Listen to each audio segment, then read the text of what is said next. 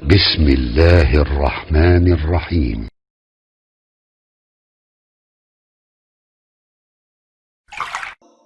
Kalau ada orang sholat dalam kehidupan masih bermasalah dengan tetangganya, ada yang salah dalam sholatnya. Hati-hati bu, hati-hati.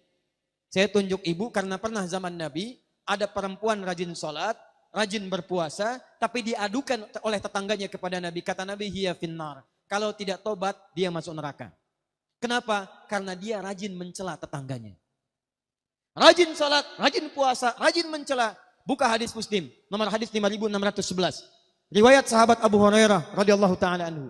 Oleh Nabi disebut orang muflis, bangkrut. Atadrunal muflis, kata Nabi, tahukah kalian orang yang bangkrut itu? Qalu ya Rasulullah, al muflisu fina ma la dirham lahu wala mata'. Ya Rasulullah, yang kami tahu orang bangkrut itu yang tidak punya uang sepeser pun, sudah tidak punya aset sedikit pun. Kata Nabi, bukan itu. Al muflisu min ummati. Orang bangkrut dari umatku itu. Perhatikan bahasa Nabinya. Bukan umat Nabi Musa, bukan umat Nabi Isa, tapi kata Nabi umatku.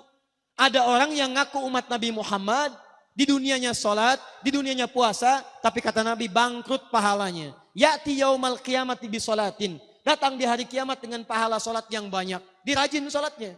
Sholat sunnah dikerjakan, tahajud dikerjakan, Masya Allah. Belum subuh sudah nunggu di masjid. Wasyamin, puasa rajin. Puasa Daud, puasa Senin, Kamis, Ayamul Bid. Wa zakatin, zakat tidak tertunda. Maaf. Wa ya'ti qad syatama hadza. Cuman sayang, dia juga rajin mencela orang lain. Rajin salat, rajin mencela. Wa qadzafa hadza, rajin menuduh orang lain. Wa akala mala hadza, rajin mengambil hak orang lain. Sekarang korupsi.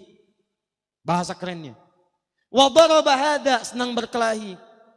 Wa safaka dama hadza, ada yang menumpahkan darah dengan menyebut nama Allah. Tembak orang lain, Allahu Akbar. Bom orang lain, Allahu Akbar. Tanpa dengan kaidah yang dibenarkan. Kalau ada yang seperti itu, rajin sholat, rajin mencela, lihat kalimatnya. Tu'khadhu hadha min hasanati wa hadha min hasanatihi. Diambil pahala sholatnya, dipertemukan dengan dosa celaannya. Di kalau bahasa singkatnya, kalau ada orang sholat kemudian mencela, maka pahala sholatnya ditransfer kepada yang dicela itu. Bapak keluar dari sholat, atau sekarang ibu sedang pengajian. Baru selesai sholat, begitu selesai ngaji, membicarakan orang lain. Lihat tuh dia tuh. Kayaknya belum jadi ahli surga ya? Iya. Gak seperti kita. Itu saat membicarakan ibu itu, pahala taklim ibu pindah langsung kepada yang dibicarakan. Saya tidak Ustadz, alhamdulillah. Tidak seperti ibu itu tuh. Sama. Tuh. Pindah. Jadi kalau orang sholatnya benar, maaf, rajin datang ke pengajian, ada di majelis ilmu, maka 5 hal ini akan didapatkan.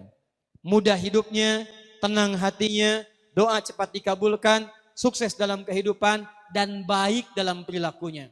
Ayat spesifik tentang ini langsung diturunkan di Quran surah ke-29 ayat ke-45. Inna sholata tanha.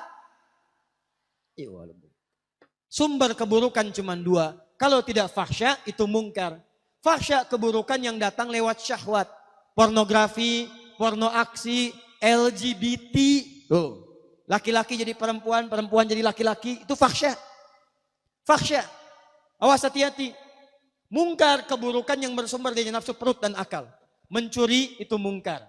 Berbohong itu mungkar. Berselisih itu mungkar. Membunuh itu mungkar. Korupsi itu mungkar. Jadi mustahil ada perilaku sholat bisa berbuat maksiat. Mustahil. Jelas sampai sini? Paham? Nah,